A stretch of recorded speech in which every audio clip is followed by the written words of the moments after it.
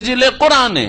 সুতরাং এই ওয়াদা আল্লাহ পাক অবশ্যই পুরা করবেন যে আল্লাহর রাস্তায় জান মাল কোরবানি করার জন্য প্রস্তুত যদি থাকতে পারেন তাহলে বেআন্না লাহুমুল জান্নাহ, জান্নাত নিশ্চিত রয়েছে।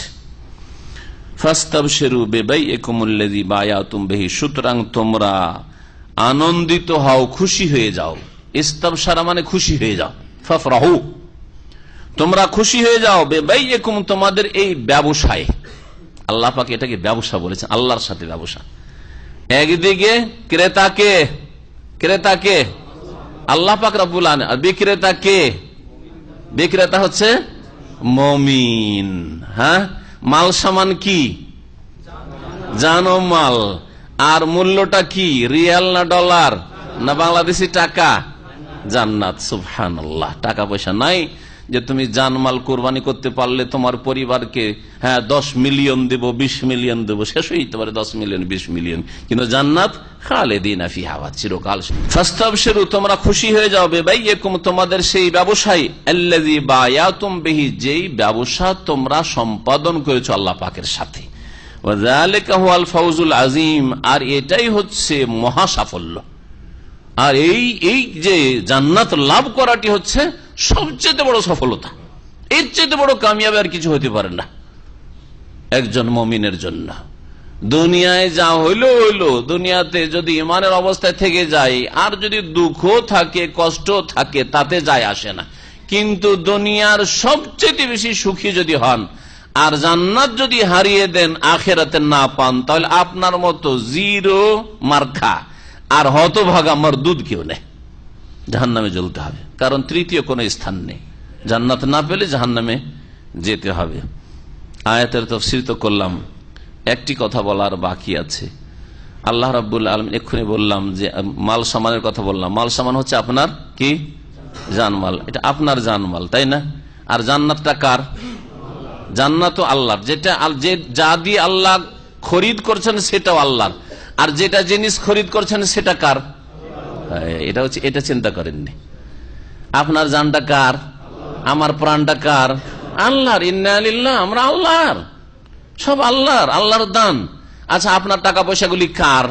কার দান? আল্লাহর। তো আল্লাহর জিনিস আল্লাহ আবার খরিদ করছেন, আপনার কিছুই না। তা শুধু আপনাকে আমানত দেওয়া হয়েছে। আপনার প্রাণটা, আপনাকে শরীরটা, সুস্থতা,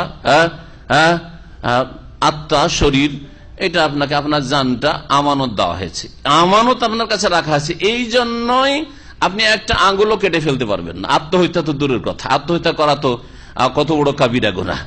একটা আঙ্গুল যদি বলেন যে আমার আঙ্গুল আমি রাখলাম না, জায়েজ?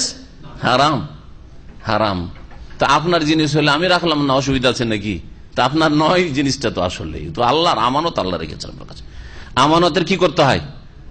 সুরক্ষা করতে হয়, হেফাজত করতে হয়।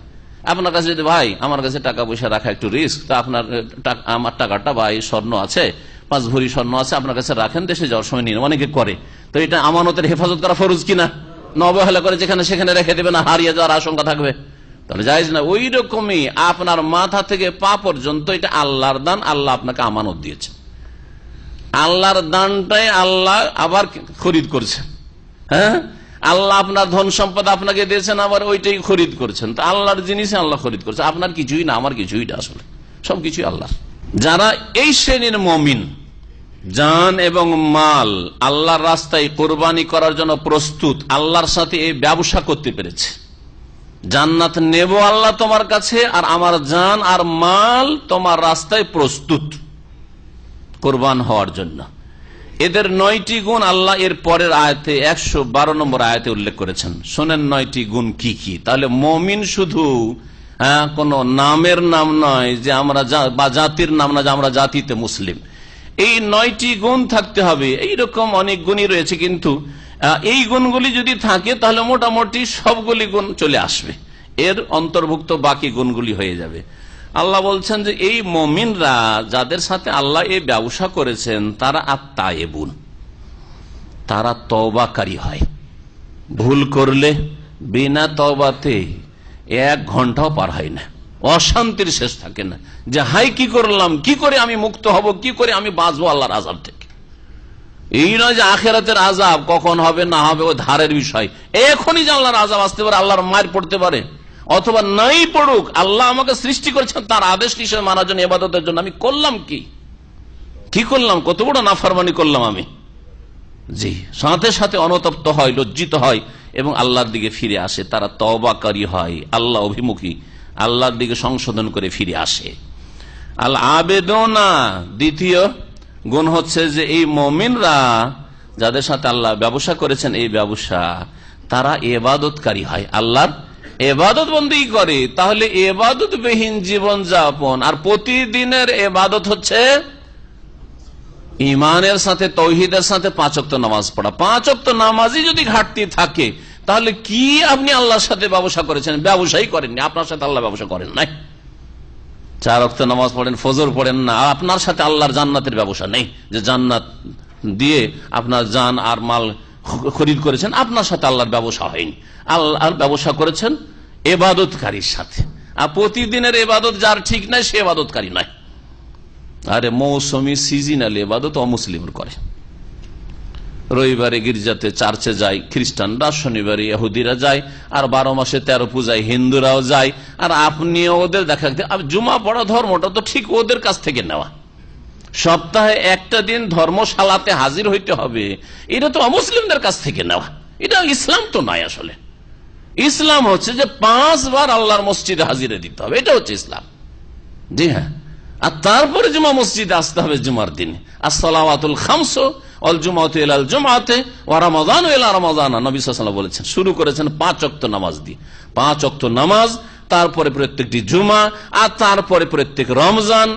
যদি এই কাজগুলি আদায় করতে পারেন, তাহলে মুকাফফিরাতুন লিমা বাইনাহুন্না, এর মাঝে যে গুনাহগুলি হবে সেগুলি মাফ হয়ে যাবে, ক্ষমা হয়ে যাবে। এজাজতুনিবাতিল কাবায়েরও, কিন্তু কাবিরা গুনাহ থেকে বাঁচতে হবে, জিনা থেকে, মদ থেকে, খুন করা থেকে, আর ডাকাতি থেকে, ছিনতাই থেকে, বেঈমানি থেকে, আল্লাহর হক নষ্ট করা, রাসূলের হক নষ্ট করা, শিরক থেকে, বিদআত থেকে, মানুষের হক নষ্ট করা, বাপ মায়ের হক নষ্ট করা, এই সমস্ত থেকে বাঁচতে হবে। এগুলো হচ্ছে কাবিরা গুনাহ, কাবিরা গুনাহ থেকে বাঁচতে হবে। জি হ্যাঁ, এ হচ্ছে ইবাদতের জিন্দেগি। তো যাদের সাথে আল্লাহ ব্যবসা করেছেন তাদের দ্বিতীয় গুণ হচ্ছে তারা ইবাদতকারী হয়। আল হামেদুনা, তারা প্রশংসাকারী হয়, আল্লাহ পাকের গুণগান করে, আল্লাহ পাকের প্রশংসা করে, আল্লাহ পাকের শুকরিয়া আদায় করে, না শুকরগুজার হয় না। আল্লাহ পাক দিয়েছেন, ওপর দিকে তাকায়, নিচে তাকাবার তৌফিক হয় না, এরকম হয় না। আল্লাহ পাকের প্রশংসাকারী হয়। আস-সায়েহুনা, এবং তারা সায়েহুনের তাফসীর সম্পর্কে মুফাসসিরিনগণের অনেক মতামত রয়েছে। যেটা প্রসিদ্ধ মত, আস-সায়েহুন মানে আস-সায়েমুন, তারা রোজাদার হবে, রোজা পালন করবে।